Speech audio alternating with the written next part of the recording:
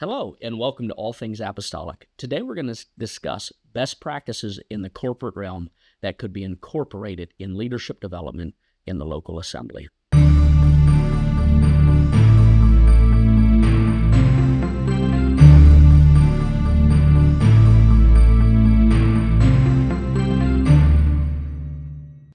Hello, and welcome back to another episode of All Things Apostolic. I'm your host, Kasey Sees. Over the past couple of weeks, we have explored the concept of leadership development and looked at biblical examples such as Moses, Jesus, and the Apostle Paul. Today, we're going to take a bit of a turn and discuss 4 best practices from the corporate world that could be incorporated into leadership development within the local assembly. We're going to discuss how to build a culture of leadership, explore instructional design models, evaluate leadership development's effectiveness, and examine the leadership pipeline as a framework to utilize. The first best practice that we're going to discuss is a commitment to intentional leadership development. In cultivating a leadership development culture, we first must understand what it means to have a culture centered on leadership development. If we were to provide a working definition, it would be that leadership development is an intentional process aimed at enhancing the Christian character and ministry skills of both established and emerging leaders. This definition underscores the need for a purposeful approach to nurturing leadership qualities at every level of ministry. Dr. Daphne Scott emphasizes that fostering a leadership culture is not just beneficial, but it is essential for an organization's vitality. She identifies 3 crucial elements in building this culture, and they are taking responsibility, dedicating time and resources, and creating a formal structure. This triad forms the backbone of a sustainable leadership development model and ensures that the process is not sporadic or haphazard, but instead it is continuous and a strategic effort to cultivate ministry and leadership within the local church. Leadership development then should be accessible to all of the church's members, not just those stepping into leadership roles. This inclusive approach ensures that leadership growth is seen as a continuous journey rather than a destination, and it provides opportunities for development at every level of the church. It's about creating a system where leadership development becomes part of the organization's fabric, and it is embedded in the daily operations and long-term strategies. Todd Atkins further explains this and expands on it by introducing 6 components that are critical for culture of leadership development in a local assembly. The 6 components he outlines are scripture, strategy, structure, skills, systems, and style. And so scripture is the cornerstone of everything in the church. And so when we talk about leadership development within the local church, it must be rooted in the biblical mandate to equip believers for ministry, and it reflects upon the nature and responsibility that are afforded to all believers. Strategy talks about the goal of cultivating godly leaders, and so it's not just about delegating tasks. This involves a thoughtful process where emerging leaders are gradually entrusted with more responsibility, and it prepares them adequately for their future roles. When we talk about structure, we're talking about tailoring the leadership development process to fit the local church's context and recognizing and adapting the different stages of leadership growth. When we talk about skills, we're talking about identifying and nurturing the competencies that are needed for each developmental phase, ensuring leaders are equipped with the necessary abilities to lead effectively based on their particular role. When we talk about systems, we're talking about implementing a structured and intentional approach to leadership development and ensuring that it is consistent, reproducible, and sustainable across the church. Now, when we discuss style, style includes the methodology of training, which should align with the church's ethos and provide an effective learning environment for potential leaders. The second best practice that we're going to discuss today is designing the actual program. And so at the heart of this design process lies what some refer to as the ADDIE model, which is an acronym that represents analysis, design, development, implementation, and evaluation. This model serves as a foundational framework for guiding educators and trainers in creating effective learning experiences. The process begins with analysis, where the core needs and the challenges of the organization are identified. This stage is crucial as it sets the direction for the entire program, ensuring that the training addresses the actual needs of the leaders and aligns with the organization's goals. Following analysis, the design phase establishes the learning objectives and it outlines the structure of the program. It also creates a roadmap for what the training will achieve. After this, we turn to development, and development is all about translating the design into tangible learning materials and activities. This is the phase where the rubber meets the road, if you will. It is where the content is created, it's where the selection of training methodologies are chosen, and it is including the preparation of resources that will be used in the training program. Implementation brings this entire plan that we've discussed so far to life, and it is the executing of the training program and engaging of the participants in the developmental process. This phase is the visible phase of the leadership development process, where participants interact with the material, with the facilitators, and each other to acquire new knowledge and skills. Evaluation is the final phase, and in the evaluation of the training material, we assess the effectiveness of the program. This is critical because it ensures that the objectives of the training have been met, and it identifies areas where we can improve in the future. Evaluation is an ongoing process that provides feedback that can be used to refine and enhance future training programs. In addition to the ADDIE, there are other models such as the ISD model and Dick and Carey's 10-step model that offer alternative approaches to structuring the developmental process. Each model brings its unique perspective, but all share the common goal of creating a targeted and effective training experience. When we look at the corporate world, we can look at companies like Google and Zappos, which exemplify the integration of these instructional design models into their leadership development initiatives. They emphasize not just the acquisition of knowledge, but also the practical application of these skills, fostering an environment where leadership abilities are continually nurtured and grown. Designing an intentional leadership development process requires a careful blend of strategic planning, targeted content development, and continuous evaluation. By adopting proven instructional design models and tailoring them to the specific needs of the church, we create a framework that nurtures and develops effective leaders for today and tomorrow.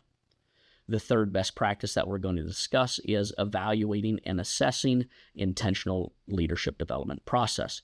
And so leadership development within the church is critical, and it is an investment in the future. And to ensure that this investment yields the desired outcomes, it is essential that we have an evaluation and assessment plan in place. These mechanisms help to gauge the effectiveness of leadership development programs, or what others refer to as LDPs, and it ensures that they are delivering them and meeting the intended goals. And so evaluation and assessment can take various forms, from formal assessments and surveys to mentoring sessions and participant interviews. Each of these methods offer a unique insight into the program's impact and effectiveness, allowing for a comprehensive understanding of its strengths and, again, its need for improvement. When we evaluate LDPs, it's important to consider both the individual components of the program and the overall experience. This dual focus ensures that each aspect of the program is contributing effectively to the development of leaders within the church. And so one way in which you can look at this is through what is referred to as the Kirkpatrick's 4-level evaluation model, which offers a framework for assessing training programs. This model evaluates the program's effectiveness across 4 dimensions. The dimensions in which it looks at are reaction, learning, behavior, and results. Each level provides critical insights into different aspects of the program, from participant satisfaction and learning outcomes to behavioral changes and the organization impact. And so, for example, at level 1, evaluating learner reaction and satisfaction can provide immediate feedback on the program's reception and its perceived value amongst those that are actually taking the training. When we look at level 2, learning assessment focuses on the knowledge and skills that are acquired, and it ensures that they align with the program's objectives. At level 3, application and implementation evaluation examines how participants apply their skills in their roles, which is crucial for leadership development. And then finally, level 4, the Kirkpatrick model, results, or what others would call business impact, looks at the broader organization's benefits of the training. And so it assesses how it contributes to the church's overarching goals. So it's not just a matter of, are people learning new skills? It's, are the skills that people learning impacting the church, and do they align with the church's overarching goals? And so by employing a structured evaluation framework, churches can ensure that their leadership development programs are not only effective, but that they're also continuously improving. This ongoing assessment helps in refining the program and ensuring that they remain relevant to the church's needs. So effective evaluation and assessment are key in realizing the full potential of leadership development program. By systematically analyzing these programs' impact, churches can ensure that they are nurturing leaders who are not only skilled and knowledgeable, but that it also fully aligns with the church's mission and vision. And so the 4th best practice that we're going to look at is actually a framework that includes and incorporates all of the best practices that we've already talked about. This would be a framework that you could implement in your local assembly to train leaders within the church, and that is the leadership pipeline. And so developing leaders, we've already discussed within the church, should be a strategic process that requires intentional and long-term perspective. The concept of a leadership pipeline emphasizes the need for a deliberate and systematic approach to cultivate leadership competencies at every level or layer within the church. A leadership pipeline is more than a pathway for individual progression. Instead, it represents a framework that facilitates the transition of individuals through different leadership roles, each requiring a distinct set of skills, values, and responsibilities. This framework helps in identifying the competencies needed at each stage of leadership development, and it ensures a clear progression path for potential leaders. The pipeline model is structured around what Drotter and others refer to as transitions or passages that individuals make as they move from being an individual contributor to leading others, from leading others to managing managers, and eventually to leading specific departments or cross-divisionally. Each transition demands a shift in the mindset and skill set, and it reflects the changing nature of leadership responsibilities. An example of this would be the transition from managing self or leading self to leading others. This requires developing interpersonal skills. It requires learning how to delegate effectively, and it also requires understanding how to motivate and develop team members. As individuals further progress, perhaps they need to acquire strategic thinking abilities, financial acumen, and maybe the capability to manage complex organizational dynamics. In the context of the church, adapting the leadership pipeline model involves recognizing unique aspects of spiritual leadership and aligning the development stages with the church's mission and values. This might include leading small groups, overseeing ministries, or managing church-wide initiatives. Each of these require different skill sets. And so when we look at implementing a leadership pipeline in a church, there are several stages that we should consider. First, we should diagnose. We should assess or assess the current leadership structure and identify existing and potential leaders at all of these levels. Second, we need to design and define the competencies and skills required at each stage of the pipeline and develop the training program that we discussed earlier that is tailored to what we need. Third, in implementation is where we're actually going to launch the leadership development program and provide ongoing support and feedback to participants. And then, as we've already discussed, we're going to evaluate and regularly assess the effectiveness of the pipeline. And so by embracing this pipeline approach in which we are getting leaders into a developmental process, and each one is defining layers within the church at which we're going to look, by embracing this, churches can create a dynamic, sustainable leadership development environment.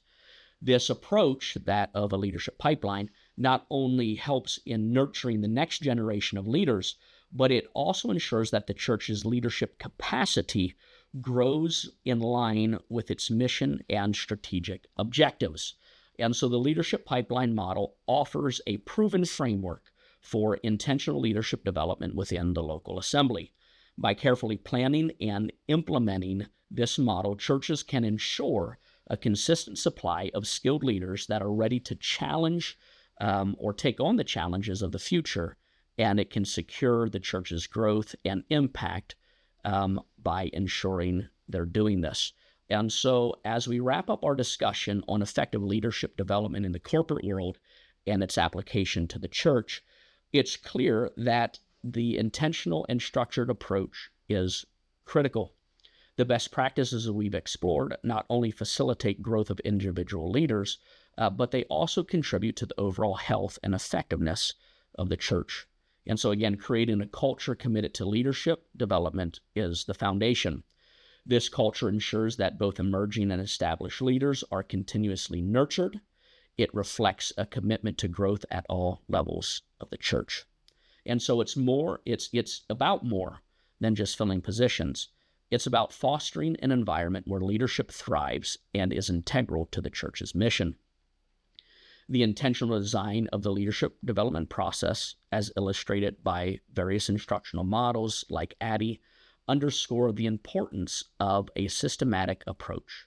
This methodological planning ensures that the development programs are relevant, effective, and aligned with the church's goals, and they facilitate a learning experience that is both transformative and sustainable. The practice of evaluating and assessing the leadership development process is crucial. It provides the necessary feedback loop to refine and improve the program and ensure that leaders remain responsive to the evolving needs of the church. The ongoing assessment helps in making informed decisions that enhance the leadership capabilities within the local assembly. And last, the leadership pipeline model offers a structured pathway for developing leaders at every level of the church, ensuring a consistent approach to nurturing the skills and competencies required. By adopting this model, churches can create a clear roadmap for leadership development, ensuring that leaders are prepared and equipped to take on their roles with confidence and competence. These best practices from the corporate world offer valuable insights and frameworks that can be adapted to the context of the church and its leadership development. By embracing these principles, the church can build a leadership development program that not only equips leaders for effective ministry, but also in advancing the church's impact in the community and beyond. The journey of leadership development is continuous, and by committing to these best practices, churches can ensure that they are well prepared to meet the challenges of today and tomorrow. Thank you for joining us. I look forward to seeing you next time.